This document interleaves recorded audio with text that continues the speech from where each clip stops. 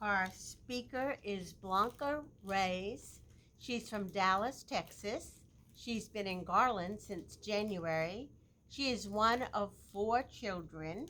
She enjoys cooking and crafts and writing. Please help me welcome Blanca Reyes.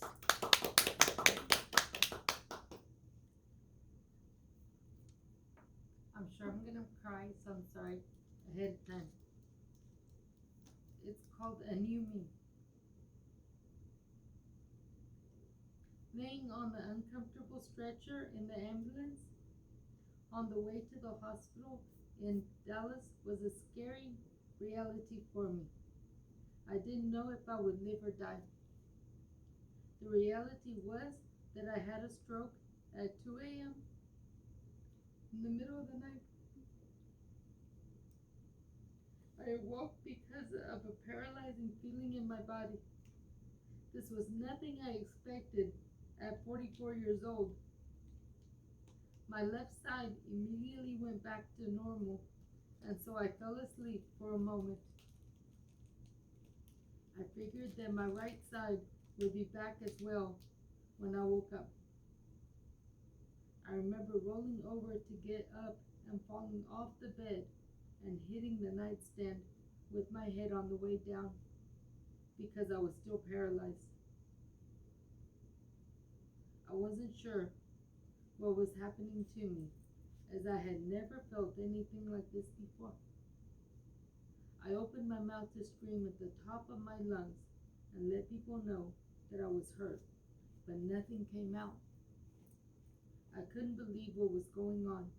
I was mortified. The more I screamed, the less my voice was heard. It was a cold, early morning, and luckily, I managed to fall on top of my warm, padded blanket. I didn't know how to let people know where I was. I could hear my mom and aunts laughing outside loudly, and my uncle pacing in and out of the room next to mine as they were all getting ready to head back to Houston. I was terrified. My mind wandered to replay my life. My life was all over the place. The evil dark one had a hold of me. I was partying, drinking alcohol, using drugs, and frivolously giving in to the pleasures of the skin every weekend. The only thing I knew was that I needed help. I was hardly ever home. I spent the cold, lonely days and nights away from my bed. Actually, a couple of years ago when I got divorced is when I thought it all got worse for me. Having married at 20 years old, I thought I hadn't lived my life yet. Thinking back, I started spiraling down a long time ago. I suffered a life-changing miscarriage 3 months after I wed in the spring of 1995. And I always blamed my ex-husband for that. We always tend to put the blame on others. I was angry. I was really angry. The whole 22 years of my marriage, I was very angry. I wanted him to hurt like I did. Seeking what I thought was missing in my life, I tried to find it in other men. To this day, I regret so much for what I put a good man through.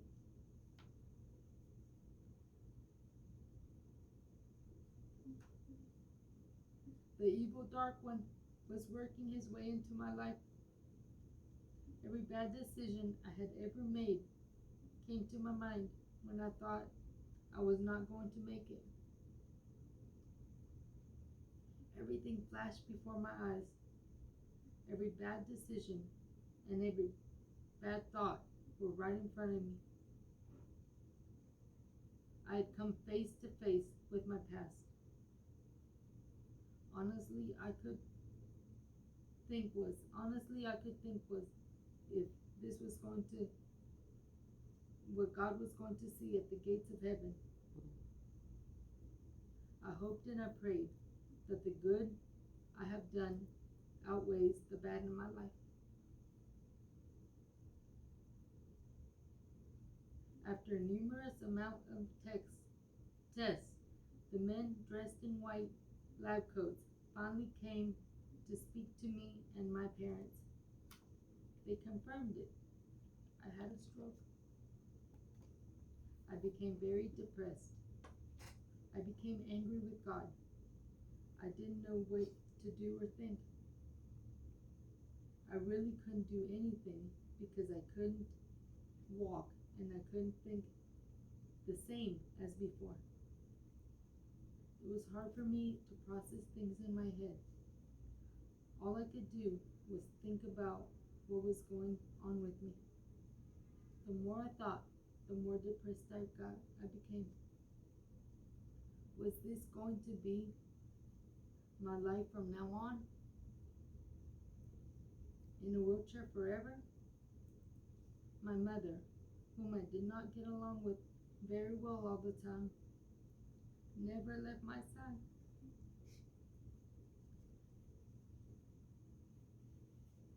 She stayed at the hospital 8 hours a day to make sure I ate breakfast, lunch, and dinner.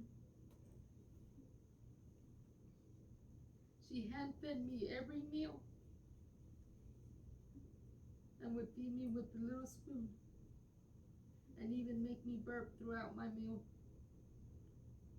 I was like a baby again. My mom and my sisters would help brush my teeth and my hair. I would have braids or little buns at the side of my head. My sisters thought it was so cute to have me look like Princess Leia from Star Wars. It was funny because I hadn't even seen the movies ever before that. I was not amused. I spent 30 days in the hospital without a shower, so my sisters would use dry shampoo on my hair. Having no control over my bodily functions, I was in a diaper. It was humiliating that a 44-year-old woman had to be changed all day and night. The staff and nurses at the hospital in downtown Dallas took very good care of me. One night when I was asleep, God came to me in a dream. He touched my shoulder and I suddenly felt complete bliss. It was perfect love and peace. I knew at that moment that that is what heaven must feel like. He told me not to worry and that he would be with me and help me get through this. Joshua 1, chapter 1, verse 9 says, "This is my command. Be strong and courageous. Do not be afraid or discouraged, for the Lord your God is with you wherever you go." I will never forget his words. This is the moment my life changed. I did manage to get closer to him, even though it was not at the level that he needed me. I spent 30 days in the hospital and 30 days in a skilled nursing facility. At the nursing home, I started to improve very little. I slowly got strength as I started physical and occupational therapy. The therapy staff was wonderful. 6 months later, in my parents' home in a deep sleep, God came to me in a dream again. He spoke and told me that he wanted me to tell people about my story.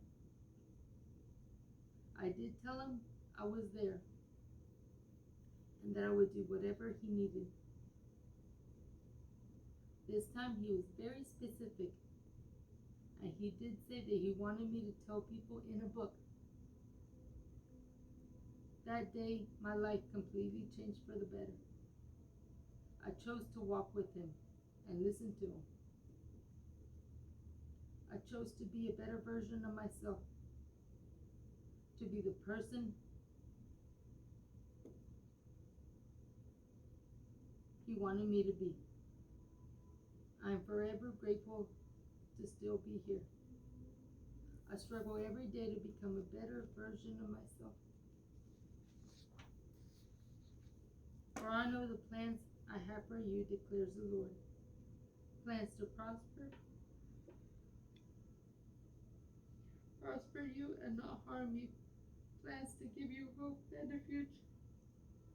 Jeremiah chapter 29, verse 11.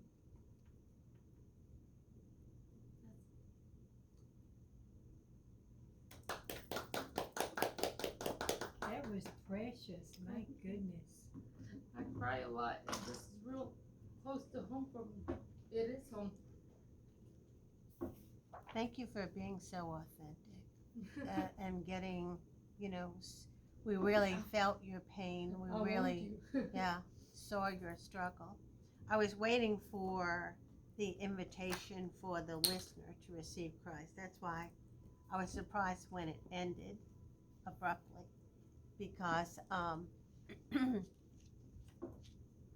could say something like, I wouldn't want you to live another day without Jesus in your life. The reason I tell my story is so that others will know how real he is and understand that life worth living is only worth living with him, or something like that, to go on and give an invitation. Okay. But I think what we can see is the contrast between someone, like I say, opening up their kimono and feeling their story and feeling their pain, and focusing on Jesus. So good testimony is a blend of both of Here, those you can things. take mine.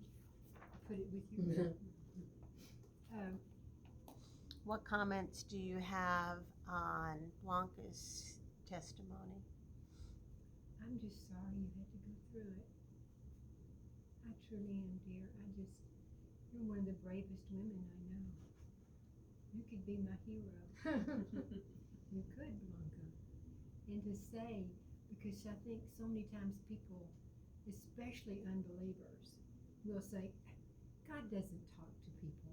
Mm-hmm. You heard God's voice, and you were brave enough to say it out loud. I heard it. I heard his voice, and I'm not afraid to say that I have. And that, to me, I was very impressed with that.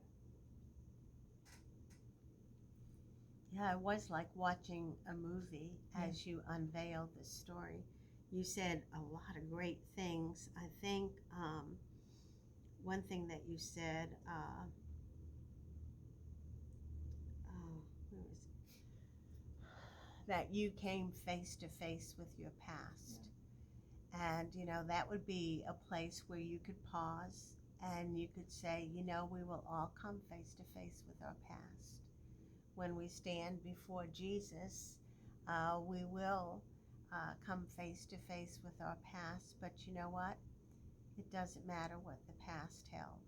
When you receive him as your Lord and Savior, he welcomes you in with open arms. So there's a couple places where maybe it would have given you a breath to say what you said, but then turn it towards the audience so that they can feel it. I think when you admitted that the stroke made you depressed, it made you angry with God. Couldn't walk, you couldn't process things in my head. Was this going to be my life forever? That was so powerful.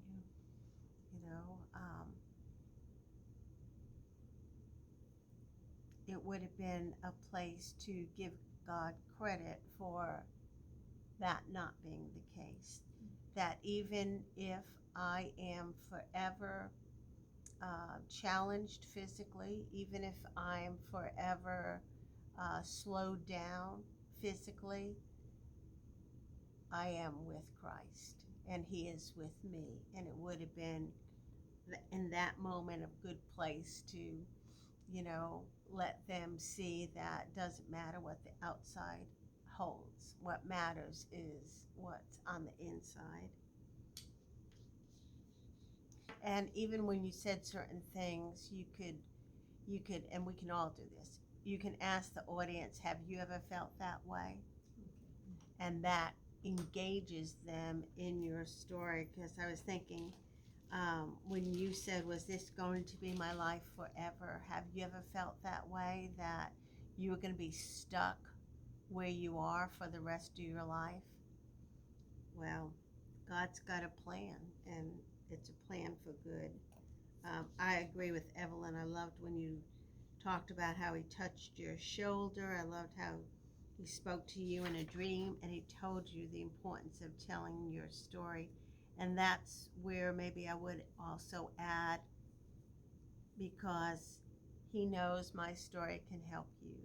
He knows my story can help point out the fact that God will never abandon you, that God will never leave you, that no matter what you're going through, God will carry you through it. And it may not be everything you thought it would be, but with God, it's better than it could ever be, or something, just to, yeah. Good job. What was your verse? Joshua what? Oh, 1:19. 1:9.